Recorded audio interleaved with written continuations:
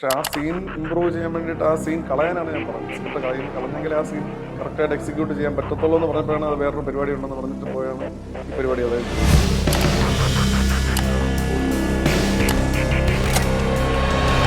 അദ്ദേഹം പൂർണ്ണമായിട്ടും സ്മോക്കിംഗ് ഉപേക്ഷിച്ചവരാണ്. ഒരുപാട് പതിറ്റാണ്ടുകളായിട്ട് ഉപേക്ഷിച്ചവരാണ്.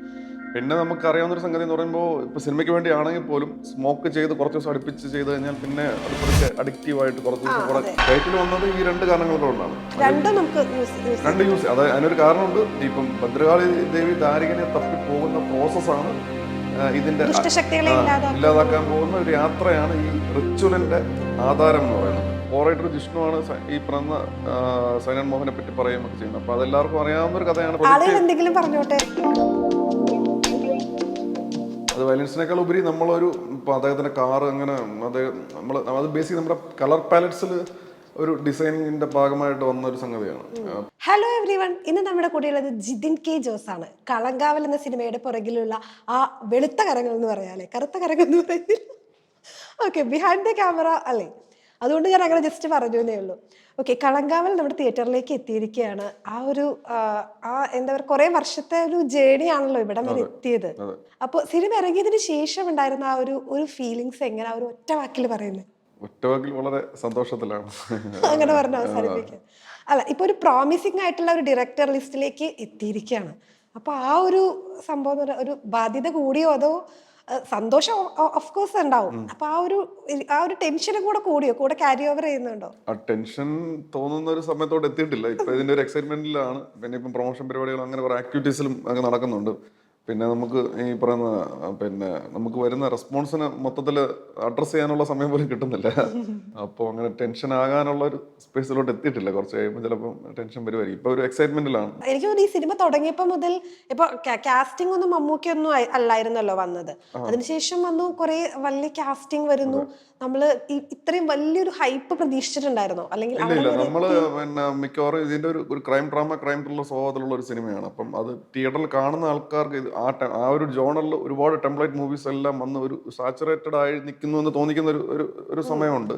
എന്നാലും നല്ല സിനിമകൾ അതിൽ വരുന്നുമുണ്ട്. അപ്പോൾ അതുകൊണ്ട് തന്നെ അത് തിയേറ്ററിൽ ഒരു എക്സ്പീരിയൻസ് കൊടുക്കുന്ന സമയത്ത് ഒരു kind of surprising elements through out provide ചെയ്യണം. എന്തെങ്കിലും ഈ സിനിമ നിൽക്കത്തുള്ളൂ ഈ ഒരു ജോണറിൽ. അതുകൊണ്ട് തന്നെ അധികം ഡീറ്റെയിൽസ് ആദ്യമേ കൊടുക്കാതെ പോകണം എന്നായിരുന്നു നമ്മുടെ ആഗ്രഹം. പക്ഷെ പടം അനൗൺസ് ആയ സമയം തൊട്ട് തന്നെ ഇതിനെപ്പറ്റി ഓരോരോ ന്യൂസുകൾ വരാൻ തുടങ്ങി. സിനിമയാണ് അതങ്ങനെ സംഭവിക്കും. കാരണം നമ്മൾ ഒരു സിനിമ എന്ന് പറയുമ്പോൾ അതിനകത്ത് ക്രൂവും കാസ്റ്റും ഒക്കെ ആയിട്ട് വലിയൊരു നമ്പർ ഓഫ് ആൾക്കാരുണ്ട്. അപ്പോൾ ഇവരിൽ പലർക്കും ഈ സിനിമയെ പറ്റി ഒരുപാട് ഡീറ്റെയിൽസ് അറിയായിരിക്കും. അപ്പോൾ അത് അങ്ങനെ സ്പ്രെഡായി പോകും. അതങ്ങനെയാണ്. അപ്പോൾ ഇതിനെപ്പറ്റി ഈ സിനിമയിൽ പക്ഷെ നമ്മൾ വിചാരിച്ചതിനേക്കാൾ ഭയങ്കരമായിട്ട് ഒരുപാട് ന്യൂസുകൾ വരികയും അതൊക്കെ ഒരു ആൾക്കാരുടെ ഇടയിലൂടെ ഒരു ചിത്രം എങ്ങനെ രൂപപ്പെട്ടു വന്നു. നമ്മൾ അങ്ങനെ ആഗ്രഹിച്ച് സംഭവിച്ചതോ അല്ല, അങ്ങനെ അങ്ങ് സംഭവിച്ചു പോയതാണ്. പിന്നെ ഈ പടത്തിൻ്റെ ഒരു പേസ് ഉണ്ട്, പടത്തിനൊരു ജോണറുണ്ട്, പിന്നെ ഒരു കഥാപാത്രത്തിന് പക്ക ത്രില്ലർ അല്ല, ക്രൈം ഡ്രാമയുടെ എലമെന്റ്സും കൂടെ ഒക്കെ ഉണ്ട്. അപ്പം ഈ വരുന്ന ഹൈപ്പും പരിപാടികളും ഈ കഥാപാത്രത്തെ പറ്റി വരുന്ന വാർത്തകളൊക്കെ എല്ലാം ആ ഒരു എക്സ്പെക്ടേഷനെ മീറ്റ് ചെയ്യണമെന്ന് നിർബന്ധമില്ല. കാരണം ഒഫീഷ്യലി നമ്മുടെ സോഴ്സിൽ നിന്ന് വന്ന് സ്പ്രെഡ് ആയിരിക്കുന്ന കാര്യങ്ങളുടെ പുറത്തല്ല ഈ ഹൈപ്പും ഇതൊക്കെ വന്നിരിക്കുന്നത്. അപ്പൊ അതുകൊണ്ട് തന്നെ ഒരു ആങ്സൈറ്റി ഉണ്ടായിരുന്നു. ഇതിപ്പം ഏത് രീതിയിലായിരിക്കും ആൾക്കാർ ഇതെങ്ങനെ എടുക്കും, നമ്മള് സിനിമ എങ്ങനെ ആയിരിക്കണം എന്ന് പ്രൊജക്ട് ചെയ്യുന്നതിന് ഒരു സ്ട്രാറ്റജി ഉണ്ടായിരിക്കും. അപ്പൊ ഇതിനെയൊക്കെ അപ്പുറത്തോട്ട് അല്ലാതെ തന്നെ ഒരു സ്പ്രെഡ് ഉണ്ടായിരുന്നു. അപ്പൊ അതുകൊണ്ട് തന്നെ ഓരോ ആൾക്കാർക്ക് ഓരോ പെർസ്പെക്ഷൻ കാണും ഈ എക്സ്പെക്ടേഷൻസിൽ. അതുകൊണ്ട് പക്ഷെ ഇറങ്ങിക്കഴിഞ്ഞപ്പം പക്ഷെ നമ്മൾ ഹാപ്പിയായിരുന്നു. നമ്മൾ വിചാരിക്കാത്തേക്കാളും കൂടുതൽ അക്സെപ്റ്റൻസ് മൊത്തത്തിൽ കിട്ടിയെന്ന് തോന്നുന്നു. അതായത് സസ്പെൻസ് ത്രില്ലർ ആണെങ്കിൽ പോലും നമുക്ക് ഒരു ട്വിസ്റ്റ് പൊളിയുന്ന അങ്ങനത്തെ സംഭവങ്ങളൊന്നും അല്ലല്ലോ വരുന്നത്. ഒരു ടോം ആൻഡ് ജെറി പോലെ. അപ്പൊ നമുക്ക് അതിന്റെ ഒരു ചലഞ്ചസ് എന്തൊക്കെയായിരുന്നു? കാരണം ഒരു സസ്പെൻസ് ത്രില്ലർ ആണെന്നുള്ള രീതിയിലാണ് ആളുകളിലേക്ക് എത്തുന്നത്. എന്നാൽ തിയേറ്ററിൽ പോകുമ്പോഴത്തേക്കും ഇങ്ങനത്തെ ഒരു മോൺസ്റ്റർ ക്യാറ്റ് ആ ഒരു പരിപാടിയാണ് വരുന്നത്. അപ്പൊ അത് എത്രത്തോളം ശരിയായിട്ടുണ്ട്? അത് ഈ സിനിമയുടെ ഏറ്റവും എനിക്ക് പേഴ്സണലി ഏറ്റവും കൂടുതൽ അട്രാക്ഷൻ തോന്നിയത് ഈ ഒരു കഥാപാത്രത്തിന്റെ കുറച്ച് മാനസിക വ്യാപാരങ്ങളും അതിന്റെ ഡെവലപ്മെന്റ്സും പുറത്ത് അത് അകത്തുള്ള സാധനങ്ങളെ സപ്രസ് ചെയ്ത് പുറത്ത് അതിനെ വേറെ രീതിയിൽ എക്സ്പ്ലോർ ചെയ്യുന്ന രീതികളും പിന്നെ അതിന്റെ ഒരു കമ്പാരിറ്റീവ്ലി ഹയർ ഐക്യു ക്യാരി ചെയ്യുന്ന ഒരു കഥാപാത്രമാണ്. അപ്പം അദ്ദേഹത്തിൻ്റെതായ രീതിയിൽ ചെയ്യുന്ന കുറ്റകൃത്യങ്ങളെ ടാക്കിൾ ചെയ്യുന്ന രീതി, എങ്ങനെ കുറേ പരിപാടികളുണ്ട്. അപ്പോൾ ഇതിനെ എക്സ്പ്ലോർ ചെയ്യണം. അപ്പോൾ ഇത് പിന്നെ നല്ല ഒരു നടൻ ചെയ്തു കഴിഞ്ഞാൽ അത് ഭയങ്കര രസമായിട്ട് നടനെ എക്സ്പ്ലോർ ചെയ്യാൻ പറ്റുന്ന കുറേ പരിപാടികൾ ഇതിനകത്തുണ്ട്. അപ്പോൾ അതുകൊണ്ടൊക്കെ തന്നെ ഇത് കുറ്റം ചെയ്തത് ആരെന്നുള്ള സസ്പെൻസ് അവസാനം വരെ നിർത്തിക്കൊണ്ട് പോകുന്ന ഒരു സിനിമയാണെങ്കിൽ അതിനുള്ള സ്പേസ് എല്ലാം അവിടെ തന്നെ കട്ടാവും. അപ്പം ചിലപ്പം നമുക്കൊരു എക്സൈറ്റ്മെന്റ് തോന്നുന്ന ഒരു സിനിമയിലോട്ട് ലാൻഡ് ചെയ്യണമെന്നില്ല. അപ്പോൾ ഇതെല്ലാം സംഭവിക്കണമെങ്കിൽ ഇത് ചെയ്തതാര് പുറകെ ആരെന്നുള്ള കാര്യങ്ങളൊക്കെ ആദ്യമേ ആൾക്കാർക്ക് അറിഞ്ഞു കൊടുത്തെങ്കിൽ നമുക്ക് ആ ഒരു സ്വാതന്ത്ര്യം നമുക്ക് കിട്ടത്തുള്ളൂ ഈ ക്യാരക്ടർ എക്സ്പ്ലോറേഷനും പരിപാടിയിലൊക്കെ. അതുകൊണ്ട് തന്നെ ആണ് ആദ്യമേ ഇങ്ങനെ ഒരു തീരുമാനം എടുത്തത്. പിന്നെ ഇതും ഈ ഒരു ജോണറിനകത്ത് വരുന്ന ഒരു സബ് ജോണർ പോലത്തെ ഒരു സംഗതിയാണ് ഒരു ക്യാറ്റ് ആൻഡ് മൗസ് പ്ലേ എന്നുള്ളത്. അപ്പോൾ അതിൻ്റെതായ ചില വെല്ലുവിളികളുണ്ട്. കാരണം നമുക്ക് ഒരു ട്വിസ്റ്റോ സർപ്രൈസ് എലമെന്റ്സോ കൊടുക്കുന്നതിന് പരിമിതിയുണ്ട്. പക്ഷേ സർപ്രൈസ് എലമെന്റ്സ് കൊടുക്കുന്നതിന് പരിമിതി ഉണ്ടെങ്കിൽ നമുക്കൊരു സസ്പെൻസ് ബിൽഡ് ചെയ്യാൻ പറ്റിയേക്കും എന്ന് തോന്നിയായിരുന്നു. രണ്ടും രണ്ടാണല്ലോ. ഇപ്പം സ്ക്രീൻ പ്ലേയുടെ പരിപാടിയിൽ എവിടെയൊക്കെ കുറച്ച് നോൺ ലീനിയർ പരിപാടികളും നെറേറ്റീവ് സ്ട്രക്ചറിലെ കുറച്ച് പെർസ്പെക്റ്റീവ്സിൽ കുറച്ച് ചേഞ്ചസ് ഒക്കെ വരുത്തി അങ്ങനെ ഒരു സസ്പെൻസ് ഉണ്ടാക്കാനാണ് ശ്രമിച്ചത്. ഓക്കെ, ഇത് സയനൈഡ് മോഹന്റെ കഥയല്ലാന്ന് നിങ്ങൾ ഇതുവരെ അഡ്മിറ്റ് ചെയ്തിട്ടില്ല. അങ്ങനെ അല്ല, അത് ത്രെഡ്. അപ്പൊ ഈ ത്രെഡ് എന്ന് പറഞ്ഞ സാധനം എവിടെ നിന്നാ കിട്ടുന്നത്? അത് പിന്നെ ബേസിക്കലി എന്റെ കോറൈറ്റർ ജിഷ്ണുവാണ് ഈ പറഞ്ഞ സൈനൈഡ് മോഹനെ പറ്റി പറയുകയൊക്കെ ചെയ്യുന്നത്. അപ്പൊ അതെല്ലാവർക്കും അറിയാവുന്ന ഒരു കഥയാണ്. പിന്നെ അതിനകത്ത് പിന്നെ ഒരു സിനിമാറ്റിക്കലി നമുക്ക് ഒരു പരിധിക്കപ്പുറം എക്സൈറ്റ്മെന്റ് പറയുന്ന തിയേറ്ററിൽ വാണിജ്യ വിജയത്തിലേക്ക് പറ്റുന്ന പോലെ എത്തണം എന്ന് പറയുന്ന ഒരു കൺസെപ്റ്റിന്റെ പുറത്ത് പറയുന്നതാണ്. അങ്ങനത്തെ ഒരു സിനിമയിലോട്ട് ലാൻഡ് ചെയ്യുന്നതിനുള്ള സാധ്യതകളെ പറ്റി സംശയങ്ങളുണ്ടായിരുന്നു. പിന്നെ ശരിക്കും ഞങ്ങളുടെ ഒരു യാത്രയിലൊക്കെ ഗോകുലം മൂവീസിലുള്ള ഒരു എക്സിക്യൂട്ടീവ് പ്രൊഡ്യൂസറുണ്ട് കൃഷ്ണമൂർത്തി ചേട്ടൻ. പുള്ളിയുമായിട്ടുള്ള ഒരു സംഭാഷണത്തിനിടയ്ക്കാണ് പുള്ളി ഇങ്ങനെ ഒരു സജഷൻ പറയുന്നത്. മീൻസ് ഇദ്ദേഹത്തിന് ഇങ്ങനെ വേറൊരു ബാക്ക്ഗ്രൗണ്ട് കൊടുത്താൽ എങ്ങനെ ഇരിക്കുമെന്ന്. അപ്പൊ ആ ഒരു തോട്ടിൽ നിന്നാണ് അങ്ങനെ പോയാൽ ചില സാധ്യതകൾ ഉണ്ടല്ലോ എന്നൊരു തോന്നലുണ്ടായി. അങ്ങനെയാണ് ഈ സിനിമ ജനിക്കുന്നതെന്ന് വേണമെങ്കിൽ പറയാം. ആ ഒരു ഡിസിഷൻ ഇപ്പോഴും കറക്റ്റാണെന്ന് തോന്നുന്നു. കാരണം ചില മൊമെന്റ്സിൽ ആൾക്കാർക്ക് തരുന്ന റിസപ്ഷനും ആൾക്കാരുടെ അടുത്തുനിന്നുണ്ടാകുന്ന പ്രതികരണവും ഒക്കെ അതിനെ സാധൂകരിക്കുന്നതാണെന്ന് വേണമെങ്കിൽ പറയാം. പിന്നെ അതിന്റെ ഒരു ഡെവലപ്മെന്റ് പരിപാടിയിൽ ബാംഗ്ലൂർ തന്നെ നടന്ന സമാനമായ മറ്റൊരു സംഭവം ഉണ്ടായിരുന്നു. അപ്പോൾ ആ സംഭവത്തിൽ നിന്ന് കുറേ സംഭവങ്ങൾ എടുത്തിട്ടുണ്ട്. ഇപ്പം രണ്ടിൻ്റെ കൂടെ മിക്സ് ആണ്. അതിപ്പോൾ എന്താണ് സംഭവം എന്ന് പറഞ്ഞു കഴിഞ്ഞാൽ സ്പോയിലർ ആവും, കണ്ടിട്ടുള്ളവർക്ക് അറിയായിരിക്കും. എന്നാൽ പോലും അപ്പം പടത്തിന്റെ ഒരു ഭാഗം, ഒരു നല്ലൊരു ശതമാനം ഭാഗം ആ സംഭവത്തിൽ നിന്നാണ് ഇൻസ്പയർഡ് ആയിരിക്കുന്നത്. ഇപ്പൊ നമ്മൾ സ്ക്രിപ്റ്റ് എഴുതി ഒരിക്കലും മമ്മൂക്ക അല്ലായിരുന്നല്ലോ കാസ്റ്റിംഗ്. അപ്പോൾ മമ്മൂക്ക വില്ലൻ ആകുന്നു എന്നുള്ള സംഭവം വന്നപ്പോൾ ഈ മമ്മൂക്ക ഇങ്ങനെ വില്ലനായിട്ട് നിൽക്കുമ്പോഴേ ഏത് നായകൻ എഗെയിൻസ്റ്റ് നിൽക്കും എന്നുള്ള ഒരു ടെൻഷൻ എല്ലാവർക്കും ഉണ്ട്. അതെങ്ങനെയായിരുന്നു ഡീൽ ചെയ്തത്? അതിനെപ്പറ്റി കുറെ ഡിസ്കഷൻസ് പോയായിരുന്നു. നമുക്കിപ്പോൾ മമ്മൂക്ക എന്ന് ചെയ്യുമ്പോഴത്തേനും പല ഓപ്ഷൻസും പോയി, ഒരുപാട് ഓപ്ഷൻസും പോയി. ചില ആൾക്കാരോട് സംസാരിക്കുകയും ഒക്കെ ചെയ്തതാണ്. പിന്നെ പ്രാക്ടിക്കൽ അവൈലബിലിറ്റി അങ്ങനെ കുറെ പ്രശ്നങ്ങളൊക്കെ വന്നു. അങ്ങനെ എന്ത് ചെയ്യണമെന്ന് ആലോചിച്ചപ്പോഴാണ് ഒരു ദിവസം ഇങ്ങനെ മമ്മൂക്ക ഇങ്ങനെ ഒരു സജഷൻ പറയുന്നത്. അപ്പോൾ അത് ഭയങ്കര എക്സൈറ്റിംഗ് ആയിട്ടുള്ള ഒരു ഐഡിയ ആയിട്ട് തോന്നി. കാരണം അദ്ദേഹം വളരെ നല്ല കുറേ കഥാപാത്രങ്ങളെ തന്നിട്ടുള്ള ഒരു ചരിത്രമുള്ള ഒരു നടനാണ്. പിന്നെ മലയാളത്തിലും തമിഴിലും അങ്ങനെ പല ഭാഷകളിലായിട്ട് നല്ല രീതിയിൽ സ്റ്റാർഡം എക്സ്പ്ലോർ ചെയ്ത് കൊണ്ടുപോകുന്ന ഒരു പാതയിലാണ് അദ്ദേഹം ആ സമയത്ത്.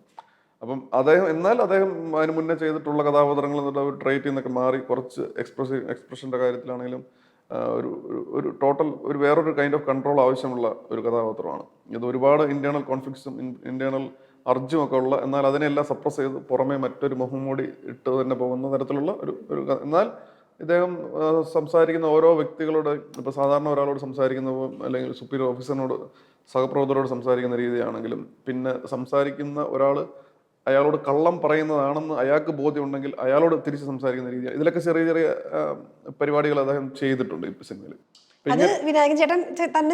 നമ്മള് എക്സ്പ്ലനേഷൻ ഉണ്ടായിരുന്നു, പക്ഷെ പുള്ളി അത് കൃത്യമായിട്ട് ക്യാരി ചെയ്ത് പോകുന്നുണ്ടായിരുന്നു. അപ്പൊ ഇതൊക്കെ വെച്ചിട്ട് പുള്ളി ചെയ്യുമ്പോൾ വേറൊരു ഡയമെൻഷൻ വരുമെന്ന് തോന്നിയായിരുന്നു. അങ്ങനെ അത് വർക്ക്ഔട്ട് ആയി. ചിലരിങ്ങനെ ഇത് കണക്ട് ആവുന്നില്ല ചിലരൊക്കെ പറയുന്നുണ്ട്. ബട്ട് എനിക്ക് തോന്നുന്നു, അതായത് സിനിമയിൽ കണ്ടിട്ടുള്ള പോലീസ് ഉദ്യോഗസ്ഥരുടെ ടെംപ്ലേറ്റ്സ് വെച്ചിട്ട് നോക്കുമ്പോഴാണ് ഇതിനൊരു ഇത് തോന്നുന്നതെന്ന് തോന്നുന്നു. നമ്മൾ റിയൽ ലൈഫിൽ കാണുന്ന, അതായത് പോലീസുകാരായിട്ടുള്ള ഒരുപാട് പേര് മെസ്സേജിലും ഫോണിലൊക്കെ ഇത് അവർക്ക് പല രീതിയിലും കണക്ട് ചെയ്യാൻ പറ്റുന്ന, അവരെവിടെയൊക്കെ വെച്ച് അവരുടെ സഹപ്രവർത്തകരൊക്കെ ആയിട്ട് കണ്ടിട്ടുള്ള ചില കഥാപാത്രങ്ങളൊക്കെ അനുസ്മരിപ്പിക്കുന്ന രീതിയിൽ വളരെ നല്ല രീതിയിൽ അഭിനയം ചെയ്തിട്ടുണ്ടെന്ന് പറഞ്ഞിട്ടുണ്ട്. അപ്പൊ അതിൽ നമ്മൾ വളരെ ഹാപ്പിയാണ്. അതായത് നമ്മൾ കൂടെ നിൽക്കുന്ന സമയത്ത് ഇയാൾ ഇത്രയും വലിയ കാര്യങ്ങളൊക്കെ ചെയ്യുന്ന ഒരു മനുഷ്യനാണോ എന്ന് നമുക്ക് സംശയം തോന്നിപ്പോകുന്ന രീതിയിൽ അത് തന്നെയാണല്ലോ നമ്മളെ കാര്യം. ഞാൻ കഴിഞ്ഞ ഏതൊരു ഇന്റർവ്യൂവിൽ പറയുന്നത് കേട്ടു, ഈ സോഷ്യൽ ആങ്സൈറ്റി ഉള്ള ഒരാളാണ് ഡയറക്ടർ എന്ന്. അതെ അതെ അതേ ഒരു ട്രേറ്റ് ഉള്ള ഒരാളാണ് വിനായകൻ ചേട്ടൻ. അപ്പൊ നിങ്ങൾ തമ്മിലുള്ള സംസാരത്തിന്റെ ഇടയ്ക്ക് എപ്പോഴെങ്കിലും ഈ ഒരു ടോപ്പിക് വന്നിട്ടുണ്ട്? ഇല്ല അങ്ങനെയൊന്നും വന്നിട്ടൊന്നുമില്ല. ഇല്ല ഓക്കെ, ഞാൻ ചോദിച്ചാൽ നമ്മൾ കുറെ കാര്യങ്ങൾ പറയുമ്പോൾ ഇങ്ങനത്തെ കാര്യങ്ങൾ ഇല്ല അങ്ങനെ സംസാരിച്ചിട്ടില്ല. കാരണം അങ്ങനെ എനിക്ക് ഭയങ്കര സോഷ്യൽ ആങ്സൈറ്റി ഉള്ള ആളാണ്. പക്ഷെ അതിപ്പോ അദ്ദേഹത്തിന് അറിയണമെന്ന് നിർബന്ധമില്ല. അല്ല, ഞാൻ നമ്മളിപ്പോ സംസാരിക്കുമ്പോൾ ഒരേ സംഭവങ്ങളുള്ളവരത് ഓക്കെ എനിക്കും ഈ സംഭവം ഉണ്ട് നമ്മളിങ്ങനെ അങ്ങനത്തെ സംഭവം വന്നിട്ടില്ല. ഇല്ല അങ്ങനെ ഇല്ല. ഓക്കെ, ഇപ്പൊ കുറച്ചും കൂടെ ബെറ്റർ ആയോ? കാരണം സിനിമ ഇറങ്ങി ആളുകളിലേക്ക്, ക്രൗഡിലേക്ക് ഇറങ്ങി ചെന്നപ്പോ ബെറ്ററായി. എന്നാലും ചില സംഗതികൾ നമ്മുടെ പൂർണ്ണമായ നിയന്ത്രണത്തിൽ അല്ല. ചില സംഗതികൾ അത് എങ്ങനെയാണ് അത്. ഇപ്പൊ സിനിമയുടെ സ്ക്രിപ്റ്റിലേക്ക് ഒരു സമയം കഴിയുമ്പോൾ മമ്മൂക്ക എൻ്റർ ആയപ്പോഴത്തേക്കും ഈ സ്മോക്കിങ്ങിന്റെ ഒരു സംഭവം, ഈ ക്യാരക്ടറിന്റെ ഒരു ട്രേറ്റ് ആണ് ആക്ച്വലി അത് കാണിക്കുന്നത്. അപ്പോ മമ്മൂക്ക അത് കോംപ്രമൈസ് ചെയ്യുമോ എന്നുള്ളൊരു ടെൻഷൻ ഉണ്ടായിരുന്നു അവിടെ ചെന്നപ്പോ? ഉണ്ടായിരുന്നു, നല്ലപോലെ ഉണ്ടായിരുന്നു. കാരണം അദ്ദേഹം പൂർണ്ണമായിട്ടും സ്മോക്കിംഗ് ഉപേക്ഷിച്ചവരാണ്. ഒരുപാട് പതിറ്റാണ്ടുകളായിട്ട് ഉപേക്ഷിച്ചവരാണ്. പിന്നെ നമുക്ക് അറിയാവുന്ന ഒരു സംഗതി എന്ന് പറയുമ്പോൾ, ഇപ്പൊ സിനിമയ്ക്ക് വേണ്ടി ആണെങ്കിൽ പോലും സ്മോക്ക് ചെയ്ത് കുറച്ച് ദിവസം അടുപ്പിച്ച് ചെയ്ത് കഴിഞ്ഞാൽ പിന്നെ അത് പതുക്കെ അഡിക്റ്റീവ് ആയിട്ട് കുറച്ച് ദിവസം കൂടെ അതിനൊരു നിക്കോട്ടിന് എന്തായാലും ഒരു അഡിക്റ്റീവ് സ്വഭാവം ഉണ്ട്. അത് ഒരു പിന്നെ ബയോളജിക്കൽ റിയാലിറ്റിയാണ്. അപ്പോൾ അതുകൊണ്ട് തന്നെ അദ്ദേഹത്തിന് ഒരു മടി ഉണ്ടാവേണ്ടതാണ്. പക്ഷെ ഇതിനകത്ത് പല സ്ഥലത്തും ഇതൊരു സിഗരറ്റും അതുപോലെ ഇപ്പൊ ചില സമയത്തൊക്കെ സിഗരറ്റിന്റെ പുകച്ചുരുളുകൾ കൊണ്ടാണ് ഇദ്ദേഹത്തിന്റെ സാന്നിധ്യം പോലും നമ്മൾ എസ്റ്റാബ്ലിഷ് ചെയ്യുന്നത്. അപ്പൊ അതുകൊണ്ട് ഇതൊരു മസ്റ്റ് ആണ് എന്ന് സ്ക്രീൻ പ്ലേ തന്നെ വരുന്നുണ്ടായിരുന്നു. അപ്പൊ അത് മനസ്സിലാക്കിയിട്ടാകണം അദ്ദേഹത്തിന്റെ ഭാഗത്ത് അങ്ങനെ ഒബ്ജക്ഷനോ പ്രശ്നങ്ങളോ ഒന്നും ഇല്ലായിരുന്നു. അത് അങ്ങനെ ഒരു സംസാരമേ ഉണ്ടായില്ല. അത് വലിക്കുമെന്നുള്ളത് അങ്ങനെ തന്നെ പോകുമായിരുന്നു. പിന്നെ അതിനകത്തോട്ട് അദ്ദേഹത്തിന്റെ ഭയങ്കരമായ അഡീഷൻസ് ഉണ്ടായിരുന്നു. നമ്മൾ ആദ്യം ഈ പുകയും പുകച്ചുറകളും വേണ്ടി വരുന്ന സീൻസ് ഷൂട്ട് ചെയ്യുന്ന സമയത്ത് തന്നെ അദ്ദേഹം നൈസായിട്ട് ഇങ്ങനെ ഒരു റൗണ്ട് പഫ്. അതിൽ അദ്ദേഹം എക്സ്പെർട്ടാണ്. കാരണം നമ്മൾ പിന്നെ ചില സ്ഥലത്തൊക്കെ പിന്നെ അദ്ദേഹം പല ആൾക്കാരോട് സംസാരിക്കുമ്പോഴും ഒക്കെ മനസ്സിലാകുന്ന ഒരു കാര്യം, ഇപ്പം ചെയിൻ സ്മോക്കിംഗ് ചെയ്യുന്ന ആൾക്കാർക്ക് പോലും ഇത് ചെയ്യണമെന്നില്ല. ഇത് ഒരു കാലഘട്ടത്തില് പിന്നെ ഒരു കാലഘട്ടത്തിൽ യുവത്വം ഏറ്റെടുത്ത് കൊണ്ടിരുന്ന ചില ട്രേഡ്സിൽ ഒന്നാണ്. അത് നല്ലപോലെ പ്രാക്ടീസ് ചെയ്ത് ഇപ്പൊ ചൂളോടിക്കുന്ന കാര്യമാണെങ്കിലും എല്ലാരും ചെയ്യത്തില്ല. അത് അതുപോലെ തന്നെ ഒരു കൈൻഡ് ഓഫ് സ്കില്ലാണത്.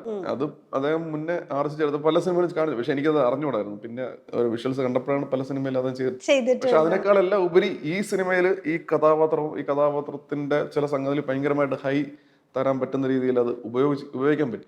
അത് നമുക്കൊരു വലിയ ഭാഗ്യം ആയിട്ട് കരുതുന്നു. ഇപ്പൊ ഇതിന് കുറുപ്പിന്റെ AD ആയിട്ടായിരുന്നല്ലോ വർക്ക് ചെയ്തത്. കുറുപ്പില് റൈറ്ററുമായിരുന്നു, AD ആയിരുന്നു. അത് കഴിഞ്ഞ് ഇവിടെ വരുമ്പോഴത്തേക്ക് മമ്മൂട്ടി കമ്പനിയുടെ ഭാഗമല്ല, ഒരു കോയിൻസിഡൻസ് പോലെ ഫീൽ ചെയ്യുന്നുണ്ടോ? അത് യാദൃശ്ചികമായിട്ട് സംഭവിച്ചതാണ്, അങ്ങനെ ഇന്റൻഷനലി സംഭവിച്ചതല്ല. ആദ്യം ദുൽഖറിന്റെ കൂടെ പിന്നെ മമ്മൂക്കയുടെ കൂടെ ചെയ്യാൻ പറ്റി. അതങ്ങ് യാദൃശ്ചികമായിട്ട് സംഭവിച്ചതാണ്. എനിക്ക് ഈ സിനിമയിൽ ഇതുപോലെ കുറെ കാര്യങ്ങൾ വന്നിട്ടുണ്ട്. അതായത് രാജുചേട്ടനെ വെച്ചിട്ട് ആദ്യം നമ്മൾ പ്ലാൻ ചെയ്തു. അപ്പൊ വിലായത്ത് ബുദ്ധയുടെ കൂടെ രാജുചേട്ടന്റെ സിനിമയുടെ കൂടെ നമ്മുടെ സിനിമ ഇറങ്ങി. നമ്മൾ വേറെ കാസ്റ്റ് വെച്ചു, വലിയ ഹൈ കാസ്റ്റിലേക്ക് സിനിമ മാറി. അദ്ദേഹത്തിനോട് വളരെ കടപ്പാടുണ്ട്. ഈ സിനിമ സംഭവിക്കുന്നതിന്റെ ഏറ്റവും വലിയ കാരണങ്ങളൊന്ന് അദ്ദേഹമാണ്. സിനിമ ഇറങ്ങുന്നതിന് അന്ന് അദ്ദേഹം മെസ്സേജ് കിട്ടിയിരുന്നു.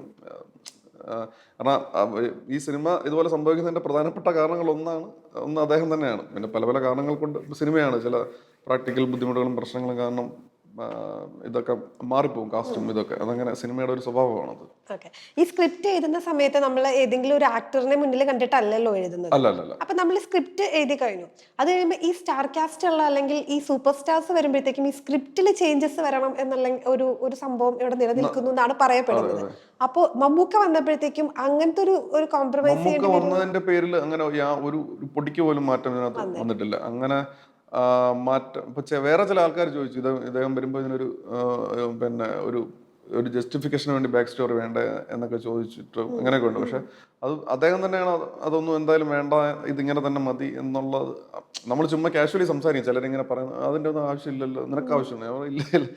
ഡയറക്ടറുടെ ഡിമാൻഡ് എന്താണെന്നുള്ളതാണ്. അല്ല, നമ്മളിങ്ങനെ കാഷ്വലി ഇങ്ങനെ പറയുമായിരുന്നു. ചിലരൊക്കെ അങ്ങനെ പറയുന്നുണ്ട് എന്ന് നമ്മുടെ സംസാരങ്ങളിൽ വരും. അപ്പൊ അങ്ങനെ ഒരു ഇത് ഇന്റൻഷൻ അദ്ദേഹത്തിന്റെ ഭാഗത്ത് ഉണ്ടായിട്ടില്ല. പിന്നെ അദ്ദേഹം ഈ കഥാപാത്രത്തിൽ താല്പര്യം പ്രകടിപ്പിച്ചപ്പോൾ നമ്മൾ റീറൈറ്റ് പരിപാടി ചെയ്തിട്ടുണ്ട്. അത് നമ്മുടെ ഇഷ്ടത്തിനാണ് ചെയ്തേക്കുന്നത്. അതായത് അദ്ദേഹത്തെ പോലെ ഒരാൾ ചെയ്യുമ്പോൾ നമുക്ക് ഭയങ്കരമായിട്ട് ഒരു ആവേശം വന്നിരുന്നു. അപ്പം അതിനനുസരിച്ച് നമ്മളൊന്ന് പൂന്ത് വിളയാടാൻ പറ്റുന്ന രീതിയിൽ ചെയ്തു. കാരണം അദ്ദേഹമാണ് ചെയ്യുന്നതെങ്കിൽ എങ്ങനെയായിരിക്കും ഓരോ പരിപാടികളും ചെയ്യുന്നത് എന്നുള്ളത് നമുക്കൊരു ഇത് ഓട്ടോമാറ്റിക്കലി വരുമല്ലോ. ഇത്രയും വർഷം കണ്ട് നമ്മുടെ മനസ്സിലോട്ട് അത് ഫീഡായി അത് ചെയ്തിട്ടുണ്ട്. അതല്ലാതെ അങ്ങനെ അദ്ദേഹത്തിന്റെ ഭാഗത്ത് അങ്ങനെ ഇതൊന്നും വന്നിട്ടില്ല. സ്ക്രിപ്റ്റിൽ വലിയ ചേഞ്ചസ് ഒന്നും അത് മാത്രമല്ല അദ്ദേഹത്തിന് ഇതല്ലാതെ തന്നെ എന്തെങ്കിലും മാറ്റങ്ങൾ, നോർമൽ ക്രിയേറ്റീവ് സജഷൻസ് വന്നാൽ പോലും അൾട്ടിമേറ്റ്ലി നമുക്ക് നമ്മുടെ താല്പര്യത്തിനെ അദ്ദേഹം എപ്പോഴും റെസ്പെക്ട് ചെയ്തിട്ടുണ്ട്.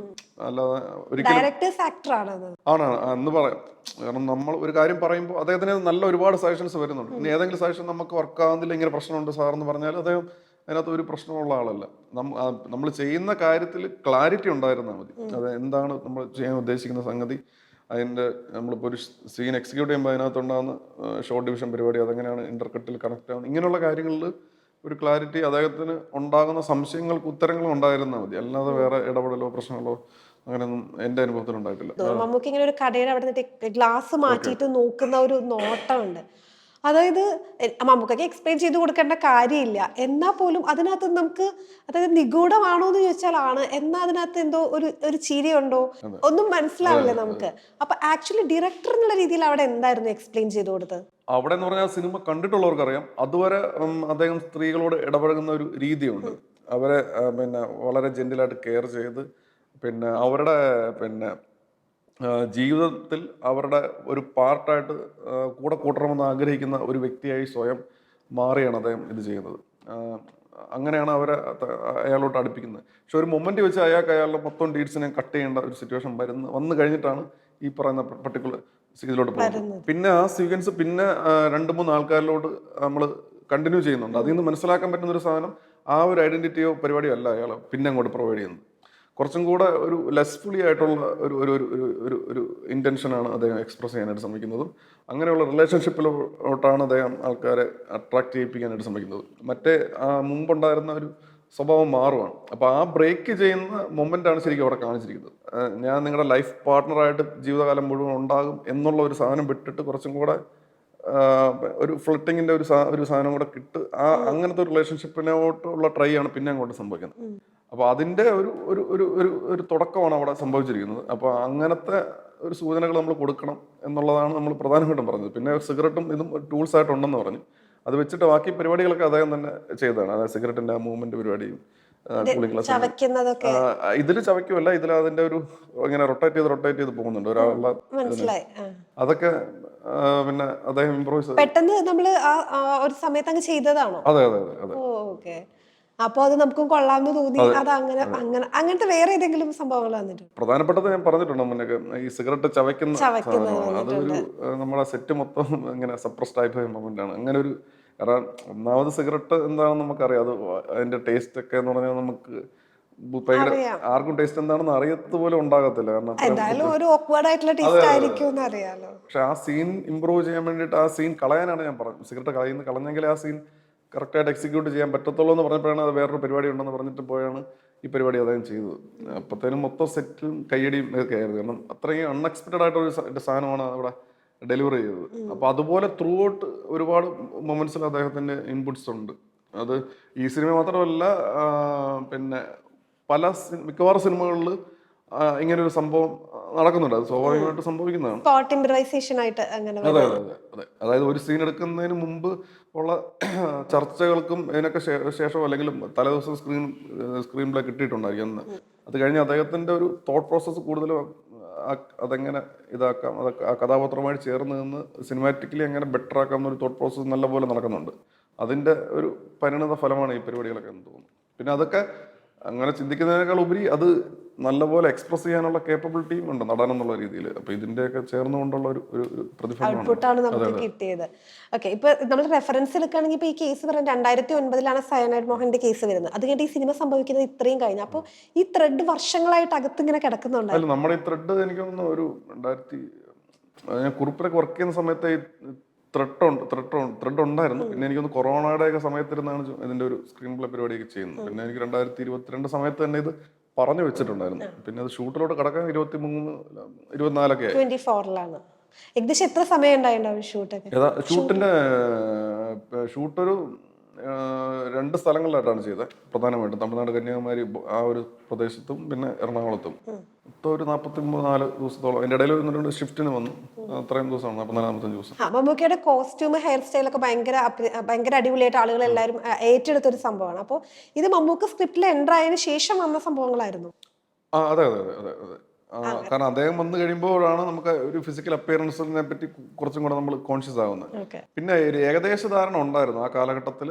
ഇയാൾക്കൊരു പ്രൊഫഷൻ ഉണ്ട്, ഇയാൾ വരുന്ന ഒരു സോഷ്യോ പൊളിറ്റിക്കൽ ഒരു ബാക്ക്ഗ്രൗണ്ട് ഉണ്ട്, ഫാമിലി ഉണ്ട്. അപ്പോൾ എക്കണോമിക്കലായിട്ടാണെങ്കിലും അല്ലാതെ ആണെങ്കിലും പിന്നെ ഇയാൾ മറ്റുള്ള ആൾക്കാരുടെ മുമ്പിൽ ഇയാളെ പ്രൊജക്ട് ചെയ്യാൻ ആഗ്രഹിക്കുന്ന ഒരു രൂപവും ഒക്കെ ഉണ്ട്. പിന്നെ ഒരു ക്ലാസ്സും ഉണ്ടല്ലോ, ഒരു സൊസൈറ്റിയിൽ നമുക്ക് ഇത് ഫിറ്റ് ഇൻ ചെയ്യേണ്ട ഒരു ക്ലാസ്സും ഉണ്ട്. പിന്നെ അങ്ങനെയുള്ള കാരണങ്ങൾ കൊണ്ടും പിന്നെ ഇദ്ദേഹം വരുന്ന സ്ഥലങ്ങൾ കൊണ്ടും അതിനൊരു ബ്ലൂ പ്രിന്റ് ഉണ്ടായിരുന്നു. പിന്നെ ഇദ്ദേഹം മമ്മൂക്കയാണെന്ന് പറഞ്ഞു കഴിഞ്ഞിട്ടാണ് ബാക്കി അതിന്റെ ഫൈനൽ ഇതിലോട്ട് എത്തി. കാരണം മമ്മൂക്കയുടെ കോസ്റ്റ്യൂം പിന്നെ അബിയാണ് ഇതിന് കോസ്റ്റ്യൂം പരിപാടി മൊത്തം ചെയ്തത്. അപ്പോൾ അങ്ങനെ നമ്മളൊരു ഡിസ്കഷനിലൂടെ ഇതിലോട്ട് ലാൻഡ് ചെയ്യുകയാണ് ചെയ്തത്. ഈ സ്ലാങ് ഒരു ട്രിവാൻഡ്രം സ്ലാങ് ആണല്ലോ വരുന്നത്, അതും നമ്മുടെ സ്ക്രിപ്റ്റിൽ ഉണ്ടായിരുന്നോ അതോ അല്ലെങ്കിൽ ഏകദേശം ഉണ്ടായിരുന്നു. നമ്മുടെ സിനിമ ഷൂട്ട് ചെയ്ത് വരുന്ന സമയത്ത് ഏറ്റവും കൂടുതൽ നിങ്ങൾ സ്ട്രഗിൾ ചെയ്ത് ഷൂട്ട് ചെയ്ത ഒരു രംഗം ഏതായിരിക്കും? ഏറ്റവും കൂടുതൽ സ്ട്രഗിൾ ചെയ്ത് ഷൂട്ട് ചെയ്ത രംഗം പിന്നെ വളരെ ലളിതമായിട്ടുള്ള ഒരു രംഗമായിരുന്നു. ചുമ്മാ ഒരു നോർമൽ കോൺവെർസേഷൻ പരിപാടിയാണ്. അത് സ്ട്രഗിൾ ആവാനുള്ള കാരണം ചില ടെക്നിക്കൽ ഇഷ്യൂസ് കാരണം ഭയങ്കര സിമ്പിൾ ആയിട്ട് ചെയ്യാൻ പറ്റും എന്ന് വിചാരിച്ചിരുന്ന ഒരു കൂടുതൽ ഡീറ്റെയിലിങ്ങിലോട്ട് പോകാൻ പറ്റില്ല. സ്പോയിലർ മാത്രമല്ല, അത് വേറെ ആൾക്കാരെ ഡിപ്പെൻഡ് ചെയ്യുന്ന കാര്യങ്ങളാണ്.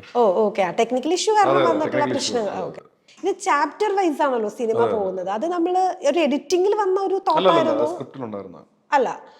അങ്ങനെ ഒരു തോട്ട് എങ്ങനെ വരാൻ റീസൺ എന്തായിരുന്നു? അത് ചുമ്മാ പിന്നെ വെറുതെ ഒരു തോട്ട്, അങ്ങനെ കുറിപ്പ് അങ്ങനെ ആയിരുന്നു, ചാപ്റ്റർ വൈസ് ആയിരുന്നു. അപ്പം ഇതില് അങ്ങനെ ചെയ്താലും ചുമ്മാ ഒരു തോട്ടിൽ ചുമ്മാ റഫായിട്ടൊന്ന് ട്രൈ ചെയ്തതാണ്. അപ്പൊ കുറച്ച് ഡിവിഷൻസ് ഒക്കെ ചെയ്തപ്പോൾ അത് എന്തോ ഇൻട്രസ്റ്റിംഗ് ആണെന്ന് തോന്നി. ഓരോ ചാപ്റ്റർ വരും, അതായത് നമ്മളിങ്ങനെ ഒരു സൈക്കോളജിക്കൽ ഒരു ഇതുണ്ട്. അതായത് ഒരു കഥയുടെ ഏതെങ്കിലും ഒരു പോയിന്റ് നമുക്ക് അറിഞ്ഞിട്ടാണ് അത് കാണുന്നതെങ്കിൽ വേറൊരു കൈൻഡ് ഓഫ് എക്സൈറ്റ്മെന്റ് തന്നെ വരും എന്നൊരു സാധനമുണ്ട്. നമ്മളൊന്നും അറിയാതെ കാണുന്നതിനേക്കാൾ ഒന്നും അറിയാതെ കാണുക എന്നുള്ളതാണ് ഐഡിയലി. അപ്പൊ അതിന്റെ ഒരു ചെറിയ മിനിയേച്ചർ സാധ്യത ഇതിനകത്ത് ഉണ്ടെന്ന് തോന്നി. നമ്മൾ ഓരോ ചാപ്റ്ററിന് മുമ്പും ഓരോ ഇമേജസ് കാണിക്കുന്നുണ്ടായിരുന്നു. ആ ഇമേജസ് ആ ചാപ്റ്ററിൽ സംഭവിക്കാൻ പോകുന്ന പ്രധാനപ്പെട്ട സംഗതികളായിട്ട് കണക്റ്റഡ് ആണ്. അപ്പൊ അത് ഫോളോ ചെയ്യുന്നവർക്ക് അതെങ്ങനെയായിരിക്കും വരാൻ പോകണമെന്നുള്ള ഒരു സാധനം സബ് കോൺഷ്യസ് കയറി വരും. അപ്പം അത് ആസ്വാദനത്തിനെ ഒരു ബെറ്റർ രീതിയിൽ സ്വാധീനിച്ചേക്കാം എന്നൊരു തോട്ടിൽ നിന്ന് ഒന്നാണ്. ചിലർക്ക് അത് തിരിച്ചും വരാം.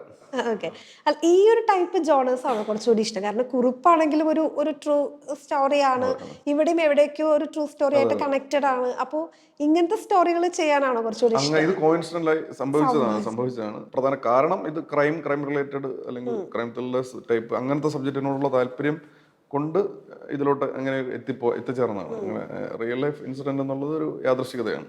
ഓക്കെ. ഈ സിനിമ ഇറങ്ങുന്നതിന് മുൻപ് തന്നെ കുറേ കാര്യങ്ങൾ ഇങ്ങനെ പ്രചരിച്ചു വരുമായിരുന്നു. അപ്പൊ അതിനകത്ത് ഇത് ഭയങ്കര റെഡ് കളറിലാണ് ഈ കളങ്കാവൽ എന്നൊക്കെ എഴുതി കാണിക്കുന്നത്. അപ്പോൾ ആ സമയത്ത് ഇത് ഭയങ്കര ഒരു വയലൻസ് ഉള്ള ഒരു മൂവി ആയിരിക്കും എന്നുള്ള രീതിയിൽ ആളുകളിലേക്ക് എത്തിയിട്ടുണ്ടായിരുന്നു. അപ്പൊ അത് നമുക്ക് ഉണ്ടാക്കുന്ന കുറച്ച് ടെൻഷൻസ് ഉണ്ടായിരുന്നല്ലോ. ആളുകൾ എന്തെങ്കിലും പറഞ്ഞോട്ടെ, അത് വയലൻസിനേക്കാൾ ഉപരി നമ്മളൊരു ഇപ്പൊ അദ്ദേഹത്തിന്റെ കാർ അങ്ങനെ അത് ബേസിക് നമ്മുടെ കളർ പാലറ്റ്സിൽ ഒരു ഡിസൈനിങ്ങിന്റെ ഭാഗമായിട്ട് വന്ന ഒരു സംഗതിയാണ്. പടത്തിന്റെ വിഷ്വലിലും അങ്ങനെ വരുത്താൻ നോക്കിയിട്ടുണ്ട്. അപ്പൊ അത് ഇവിടെ ഇങ്ങനെ എക്സ്റ്റെൻഡ് ചെയ്ത് വന്നതാണ്. പിന്നെ ഇപ്പൊ വിനായകൻ ചേട്ടൻ്റെ കുറച്ചും കൂടെ ഗ്രീൻ ഇമേജസിന്റെ കുറച്ച് സാധനങ്ങളുണ്ട്. പിന്നെ അൾട്ടിമേറ്റ്ലി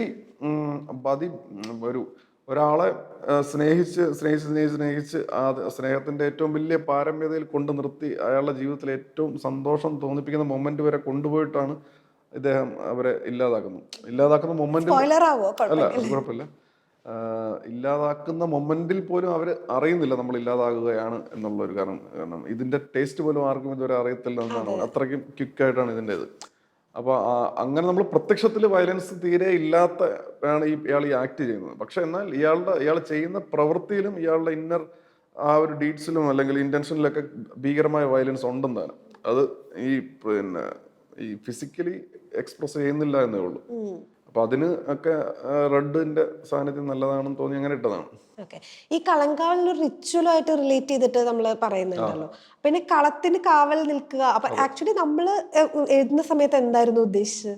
ടൈറ്റിൽ വന്നത് ഈ രണ്ട് കാരണങ്ങൾ കൊണ്ടാണ്. രണ്ടും നമുക്ക് അതിനൊരു കാരണമുണ്ട്. ഇപ്പം ഭദ്രകാളി ദേവി ദാരികനെ തപ്പി പോകുന്ന പ്രോസസ്സാണ് ഇതിന്റെ ഇല്ലാതാക്കാൻ പോകുന്ന ഒരു യാത്രയാണ് ഈ റിച്വലിന്റെ ആധാരം എന്ന് പറയുന്നത്. അപ്പൊ അത് സ്പിരിച്വലി സംഭവം നമ്മളുമായിട്ട് കണക്റ്റഡ് ആണ് എന്നുള്ളതാണ്. പക്ഷെ ആ റിച്വലിന് ഇട്ടിരിക്കുന്ന റിച്വലിന് പണ്ട് തൊട്ടേ എസ്റ്റാബ്ലിഷ് ആയിരിക്കുന്ന പേരാണ് കളങ്കാവൽ എന്ന് പറയുന്നത്. അപ്പൊ ഈ പോകുന്ന പോക്ക്, ആ പോക്കിലൂടെ നടത്തുന്ന പ്രക്രിയയുടെയും ഒരു ഒറ്റ വാക്ക് പോലെയാണ് കളം കാവൽ, അതായത് കളത്തിന് കാവൽ നിൽക്കുക എന്ന് പറയുന്നത്. അപ്പൊ ആ റിച്വലിനെ അത് ആ രീതിയിൽ സപ്പോർട്ട് ചെയ്യുന്നുണ്ട്, ആ വാക്ക്, അതിന്റെ വാച്യാർത്ഥം. അപ്പൊ സ്വാഭാവികമായിട്ടും നമുക്കും ആ വാച്യാർത്ഥം സപ്പോർട്ടീവായിട്ട് വരുന്നു എന്നുള്ളതാണ്. ഇതിൽ ആരുടെ സജഷൻ ആയിരുന്നു? ജിഷ്ണുവിന്റെ ആയിരുന്നു, ചേട്ടന്റെ ആയിരുന്നു? ജിഷ്ണുന്റെ വൈഫുണ്ട് രശ്മി, അവർ നമ്മളെല്ലാവരും ഒരുമിച്ച് പഠിച്ചവരാണ്. അപ്പൊ അവർ തമ്മിൽ എന്തോ അവരുടെ ക്ഷേത്രത്തിൽ എന്തോ ഇങ്ങനെ ഒരു പരിപാടി നടന്നു പറഞ്ഞപ്പോഴാണ് പിന്നെ അതിനെപ്പറ്റി ഇങ്ങനെ കൂടുതൽ കേട്ടപ്പോഴാണ് ഇങ്ങനെ ഇത് ചെയ്യാമെന്ന് വെക്കുന്നത്. പിന്നെ സ്ക്രിപ്റ്റ് ഓൾറെഡി റെഡി ആയിരുന്നു. അതെ അതെ, ഷൂട്ടൊക്കെ തുടങ്ങാറായ സമയത്താണ് ഇങ്ങനെ ഒരു ഓപ്ഷൻ. പിന്നെ ഇത് ഇങ്ങനെ ഒരു ബാക്ക്ഗ്രൗണ്ട് ഉള്ളത് കൊണ്ടും ഇതൊരു ഭയങ്കര ഏലിയൻ സബ്ജക്റ്റ്, ഏലിയൻ ടൈറ്റിലാണ്. ഇതെല്ലാം ആർക്കും അതിന്റെ അർത്ഥം എന്താണെന്ന് മനസ്സിലാവത്തില്ല. അങ്ങനെയുള്ള കാരണങ്ങൾ കൊണ്ട് ഒരു സംശയം ഉണ്ടായിരുന്നു. പിന്നെ മമ്മൂക്കായിട്ടൊക്കെ സംസാരിച്ചപ്പോൾ അദ്ദേഹത്തിന് ഭയങ്കര ഇൻട്രസ്റ്റഡ് ആയിരുന്നു. അങ്ങനെ പിന്നെ നമുക്ക് ധൈര്യമായി മുന്നോട്ട് പോവാം എന്നുള്ള രീതിയിലായി.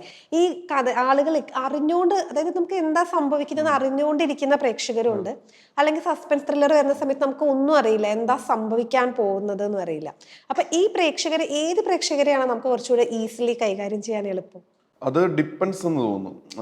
പിന്നെ നമുക്ക് രണ്ടുപേരെയും ഇപ്പം ഇതിനകത്താണെങ്കിലും ഒരു സംഭവം അറിഞ്ഞു വരുന്നവരുണ്ട്, ഇതിനെപ്പറ്റി ഒന്നും അറിയാതെ വരുന്നവരുണ്ട്. ഇപ്പം ഇത് പിന്നെ അറിയാതെ വരുന്നവരെ സംബന്ധിച്ച് ഒബ്വിയസ്ലി നമുക്കൊരു പരിപാടി കാണുമായിരിക്കും ഇതൊന്നും. പക്ഷെ അറിഞ്ഞു വരുന്നവരെ കൺവിൻസ് ചെയ്യിക്കുക എന്നുള്ളത് ഇച്ചിരി ബുദ്ധിമുട്ടാണ്.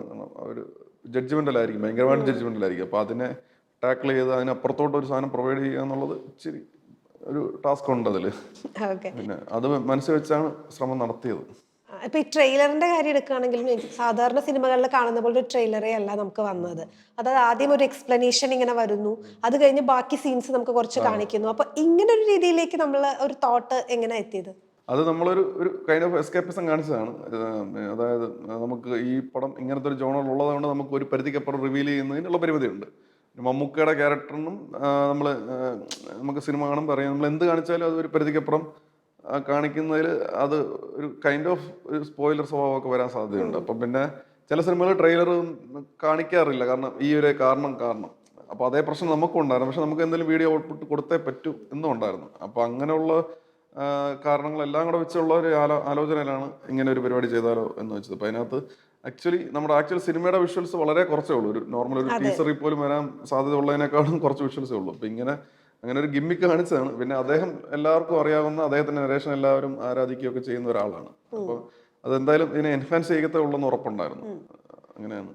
ഓക്കെ, നമ്മളിപ്പോ ഈ സിനിമ ഷൂട്ട് ചെയ്ത് എല്ലാം കഴിഞ്ഞ് കുറച്ച് സമയം, 1 year കഴിഞ്ഞിട്ടാണല്ലോ അല്ലെ ആവുന്നത്. ഓക്കെ, അപ്പൊ നമ്മൾ ഈ പ്രിവ്യൂ കാണാൻ വേണ്ടി ഇങ്ങനെ സീറ്റിൽ ഇരിക്കുമല്ലോ. അപ്പൊ ആസ് എ ഡയറക്ടർ എന്നുള്ള രീതിയിൽ ചേട്ടൻ എന്തായിരുന്നു ഫീൽ ചെയ്തത്? എനിക്കൊരു മിക്സഡ് ഇതായിരുന്നു. കാരണം ഒരു സമയത്ത് നമുക്ക് ഭയങ്കര കോൺഫിഡൻസ് ഉണ്ടായിരുന്നു. ഇത് ഏതെങ്കിലും രീതിയിൽ ഒരു വിഭാഗം ആൾക്കാരോട്ട് എന്തായാലും കണക്ട് ആയേക്കും എന്നുള്ള രീതിയിൽ. കുറച്ച് ടെക്നീഷ്യൻസ് ആൾക്കാർ കാണുമല്ലോ ഈ യാത്രയിൽ. അപ്പോഴൊക്കെ ചില സംശയം പറയുമായിരുന്നു, ഇത് എല്ലാവർക്കും കണക്ട് ആവുമോ, എല്ലാവർക്കും കണക്ട് ആവുന്ന സംഭവമാണോ, ഇത് അവർ പ്രതീക്ഷിക്കുന്ന പേസ് ആണോ ഈ പടത്തിനുള്ളത്, അങ്ങനെ ഒരുപാട് സംശയങ്ങൾ പലയിടത്തുനിന്നും വരുമായിരുന്നു. അപ്പോൾ അങ്ങനെയുള്ള കാരണങ്ങൾ കൊണ്ട് ഒരു ഒരു ഒരു പകുതി ഹാഫ് ഡൗട്ട്ഫുൾ ആയിട്ടാണ് കണ്ടുകൊണ്ടിരുന്നതെന്ന് വേണമെങ്കിൽ പറയാം. പിന്നെ അങ്ങനത്തെ ഒരു ആങ്സൈറ്റി ഉണ്ടായിരുന്നു, ഇത് വർക്കാവോ ഇല്ലയോ എന്നുള്ള ഒരു ഇതുണ്ടായിരുന്നു. പക്ഷെ കുറച്ചങ്ങ് പോയി ചില മൊമെന്റ്സ് എത്തിയപ്പോൾ നമുക്ക് മനസ്സിലായി ആൾക്കാർക്ക് ഇത് നമുക്ക് തിയേറ്ററിൽ ഇരുന്ന് കാണുമ്പോൾ മാത്രമേ നമുക്ക് എക്സാക്ട്ലി ആൾക്കാരുടെ പ്രതികരണം എങ്ങനെ ആയിരിക്കും എന്നുള്ളത്, അതുവരെയുള്ള ജഡ്ജ്മെന്റ് എല്ലാം പൂർണ്ണമായി ശരിയാകണമെന്നില്ല. അതാണ് സിനിമയുടെ ഒരു അപ്പോൾ പിന്നെ പടം കണ്ട് പോയി അവസാനമൊക്കെ ആയപ്പോൾ തന്നെ മനസ്സിലായി ഇത് ആൾക്കാർക്ക് കിട്ടുന്നുണ്ട്. മീൻസ് കാരണം ആദ്യം മമ്മൂക്ക ഒരു നെഗറ്റീവായിട്ടുള്ള ഒരു പ്രവൃത്തി ചെയ്യുമ്പോൾ കൈയടിച്ച ആൾക്കാർ തന്നെ അവസാനമായപ്പോൾ അദ്ദേഹത്തിന് തിരിച്ച് ഇത് കിട്ടുമ്പോൾ കൈയടിക്കുന്നുണ്ടായിരുന്നു. അപ്പം നമ്മൾ എവിടെയൊക്കെ വിജയിച്ചു എന്ന് തോന്നി. മീൻസ് നമ്മൾ പറയാൻ ഉദ്ദേശിക്കുന്ന പറയുന്ന കാര്യം കൺവേ ആവുന്നുണ്ട്. ഇപ്പോ സ്ക്രിപ്റ്റ് വൈസ് നോക്കുകയാണെങ്കിൽ ഇപ്പൊ രണ്ടാമത്തെ മൂവി ആയിട്ട് നമുക്ക് നോക്കാമല്ലോ. ഡിറക്ഷൻ ഇപ്പൊ ഫസ്റ്റ് ടൈം ആണ്. അപ്പോൾ അങ്ങനെ നോക്കുകയാണെങ്കിൽ ഇത് രണ്ടാമത്തെ മൂവിയാണ് ഒരു നടന്റെ അല്ലെങ്കിൽ ഒരു ഡയറക്ടറുടെ ഒക്കെ സക്സസ് എന്ന് പറയാന്ന് പറയും. അപ്പൊ ഇപ്പൊ സക്സസ്ഫുൾ ആണെന്നുള്ള രീതിയിലല്ലേ എന്ന് പറയാൻ പറ്റുമെന്ന് എനിക്ക് അറിഞ്ഞൂടാ. കാരണം അതിനകത്ത് എഴുത്തുകാരൻ എന്നുള്ള രീതിയിലാണ് പറയുന്നത്. അപ്പൊ അത് അൾട്ടിമേറ്റ്ലി ശ്രീനാഥ് രാജേന്ദ്രൻ എന്ന് പറയുന്ന സംവിധായകന്റെ ഒരു വിജയമായിട്ടാണ് അതിനെ പറയാൻ പറ്റും. കാരണം അദ്ദേഹത്തിന്റെ പരിപാടികളാണ് അതിനകത്ത് അതങ്ങനെയാണ് എപ്പോഴും സിനിമയിൽ സംവിധായകന്റെ ഇപ്പൊ റൈറ്റർ ആണെങ്കിലും ഏത് ഡിപ്പാർട്ട്മെന്റ് ചെയ്യുന്നവരാണെങ്കിലും നമ്മളെ സംവിധായകന്റെ വിഷനോട് ചേർന്ന് നിന്ന് അതിനു വേണ്ടിയിട്ട് മാക്സിമം കോൺട്രിബ്യൂട്ട് ചെയ്യാനായി നമ്മൾ ശ്രമിക്കുന്നത്. അപ്പം അത് രണ്ടും തമ്മിൽ താരതമ്യം ചെയ്യുന്നതിൽ പരിമിതികളുണ്ടെന്ന് തോന്നുന്നു. കമന്റ്സ് നോക്കാറുണ്ടോ? കമന്റ്സ് കുറെയൊക്കെ നോക്കും. നമുക്ക് എല്ലാം എന്തായാലും നോക്കാൻ പറ്റത്തില്ല. നമ്മുടെ ഇൻസ്റ്റയിലും വാട്സാപ്പിലും നമുക്ക് നമ്മുടെ സുഹൃത്തുക്കളുടെ പോലും മെസ്സേജസിന് റിപ്ലൈ കൊടുക്കാൻ പറ്റാത്ത അവസ്ഥയിലാണ്. അത് ഇങ്ങനെ വന്ന് കൊണ്ടുപോയി പക്ഷെ കുറേയൊക്കെ നോക്കാറുണ്ട്. കാരണം നമുക്ക് ഭയങ്കര ഇൻട്രസ്റ്റ് ആണല്ലോ ഇത് നമ്മൾ ചെയ്ത കാര്യത്തെ പറ്റി എന്തൊക്കെയാണ് പറയുന്നതെന്ന് അറിയാനുള്ള ഒരു താല്പര്യമുണ്ട്. അപ്പൊ നമ്മൾ സമയം കിട്ടുമ്പോഴൊക്കെ ദഹാദ് എന്ന് പറഞ്ഞിട്ടുള്ള ഒരു വെബ് സീരീസ്, അപ്പൊ അതുമായിട്ട് റിലേറ്റ് ചെയ്തിട്ട് നമ്മൾ കേട്ടായിരുന്നു, കണ്ടിട്ടുണ്ടായിരുന്നു ആ വെബ് സീരീസ്. ഓക്കെ, അപ്പൊ അങ്ങനെ ഒരു ഇത് വന്നപ്പോഴത്തേക്കും അത് എന്തുകൊണ്ടാണ് ആളുകൾ അങ്ങനെ പറയുന്നത് എന്നുള്ളൊരു തോട്ട് വന്നായിരുന്നു. അല്ല, അത് പറയുന്നത് കറക്റ്റ് കാര്യമാണ് അതിനകത്ത്. കാരണം റീമേക്ക് ആണെന്ന്, പക്ഷെ റീമേക്ക് ആയിട്ട് അല്ലല്ലോ, റീമേക്ക് അല്ല. അത് സംഭവം എന്ന് പറഞ്ഞാൽ നമ്മുടെ ഈ പ്രോജക്റ്റ് പിച്ച് ചെയ്ത് ഓണായി കഴിഞ്ഞിട്ടാണ് അത് റിലീസ് ചെയ്യുന്നത്. ഇതിന്റെ ഒരു പ്രീ പ്രൊഡക്ഷന്റെ ഒക്കെ ചില സ്റ്റേജസ് നടക്കുന്ന സമയത്താണ് ഇത്. അപ്പം നമ്മൾ കണ്ടായിരുന്നു. പക്ഷെ അത് കണ്ടതിന്റെ പുറത്ത് ഇതിനകത്ത് വേറെ മോഡിഫിക്കേഷനോ ഇതൊന്നും വരുത്തിയൊന്നുമില്ല. കാരണം വേറെ ഒന്നുമല്ല, ഒരു സമയത്ത് ഒരിടത്ത് നടന്ന ഒരു സംഭവം, ആ സംഭവത്തെ പറ്റി 1, 2, 3 എന്നല്ല എത്ര സീരീസുകളോ സിനിമകളോ വരാം. ഈ കഥ പൂർണ്ണമായിട്ടും അറിയാവുന്ന ഒരാൾ ഇത് കാണാൻ വന്നു കഴിഞ്ഞാൽ അയാൾ പ്രതീക്ഷിക്കുന്ന കാഴ്ച അനുഭവത്തിന് അപ്പുറത്തോട്ട് എന്തെങ്കിലും പ്രൊവൈഡ് ചെയ്യാൻ പറ്റുമോ എന്ന തോട്ടിൽ നിന്നാണ് നമ്മുടെ സിനിമ ഉണ്ടായിരിക്കുന്നത്. സാറ്റിസ്ഫൈ ചെയ്യിപ്പിക്കണം. അതെ, അത് പൂർണ്ണമായിട്ട് അറിഞ്ഞിട്ട് വരുന്ന ഒരാളെയും സാറ്റിസ്ഫൈ ചെയ്യിപ്പിക്കണം. അപ്പൊ അതുകൊണ്ട് ദഹാദ് കുറെ കൂടെ അതിനെ റിയൽ ഇൻസിഡന്റിനെ കുറച്ചും കൂടെ സത്യസന്ധമായിട്ട് സമീപിച്ച ഒരു സീരീസ് ആണ്. നമ്മളങ്ങനെയല്ല, ഇത് നമ്മുടെ കുറെ കൂടെ ഫിക്ഷണലൈസ്ഡ് വേർഷനാണ്. അപ്പൊ അത് കണ്ടിട്ട് വരുന്നവർക്ക്, കാരണം നമുക്ക് സിനിമയിൽ അറിയാം, ഒരു ഏകദേശം ഒരു ഫസ്റ്റ് ഹാഫ് അങ്ങനെ കുറെ ഒരു പോർഷൻ വരെ നമ്മൾ റിയൽ ലൈഫ് ഇൻസിഡന്റിനെ ഫോളോ ചെയ്തിട്ടുള്ളൂ. അത് കഴിഞ്ഞ് നമ്മൾ ഒരു ഫിക്ഷണലൈസ്ഡ് വേറൊരു വേർഷനിലോട്ടാണ് പോയിരിക്കുന്നത്. അപ്പോൾ അതുകൊണ്ട് അത് കണ്ടിട്ട് വരുന്നവർക്ക് അങ്ങനെ വലിയ ബുദ്ധിമുട്ടുണ്ടാകില്ലായിരിക്കും എന്ന പ്രതീക്ഷയാണ്. ചിലപ്പോൾ ഉണ്ടായിട്ടുണ്ടായിരിക്കാം. ബട്ട് അതങ്ങ് നടന്നൊരു സംഭവമാണ്. അതിൽ വെച്ച് ഒരുപാട് സിനിമകൾ ഇനിയും വരാം. ഇപ്പം ഞാൻ കുറിപ്പ് ചെയ്യുന്ന സമയത്തും ഇതേ പ്രശ്നം ഉണ്ടായിരുന്നു. അത് പക്ഷെ കുറെ കാലം മുന്നെയാണ് അതിനെ ബേസ് ചെയ്ത് വേറെ സിനിമ വന്നിട്ടുണ്ടായിരുന്നു മലയാളത്തിൽ. 2000 ആദ്യ ഘട്ടങ്ങളിൽ മറ്റൊരു പ്രധാനപ്പെട്ട മലയാള സിനിമയും അതിനെ വെച്ച് വന്നിട്ടുണ്ടായിരുന്നു. അപ്പം അത് അങ്ങനെ നോർമലാണ്. നമ്മൾ നടന്ന ഒരു സംഭവത്തെ പറ്റി ഒരു സിനിമ ചെയ്യാൻ തീരുമാനിച്ചാലും ഇതേ വെല്ലുവിളി വരും. അതിനെ വെച്ച് ഒരുപാട് പേര് സിനിമ ആലോചിക്കും. ചിലതൊക്കെ പുറത്ത് വന്നു നീക്കിയിരിക്കും. അതങ്ങനെ കാണുന്നുള്ളൂ. ഓക്കെ, ഈ ജിഷ്ണു ജിതിൻ എന്നുള്ള ഈ ഒരു കോംബോ ഇനി ഇങ്ങനെ കണ്ടിന്യൂ ചെയ്യാണ്ടാവും? ഇനിയും ഉണ്ടായിരിക്കും. നമ്മളും വേറെ സബ്ജക്ട് വർക്ക് ചെയ്യുന്നുണ്ട്. ഓക്കെ, എനിവേ എന്തായാലും കണ്ടതിൽ സന്തോഷം, താങ്ക് യു. കാരണം നമ്മൾ കളങ്കാവൽ കണ്ട് ഇറങ്ങുന്ന ഏതൊരു പ്രേക്ഷകർ ഇതിന്റെ പുറകിലുള്ള ആളുകളെ കാണാൻ ഭയങ്കര ഒരു ആഗ്രഹമായിരിക്കും. അപ്പൊ അതെന്തായാലും ഇവിടെ നടന്നിരിക്കും. Thank you so much.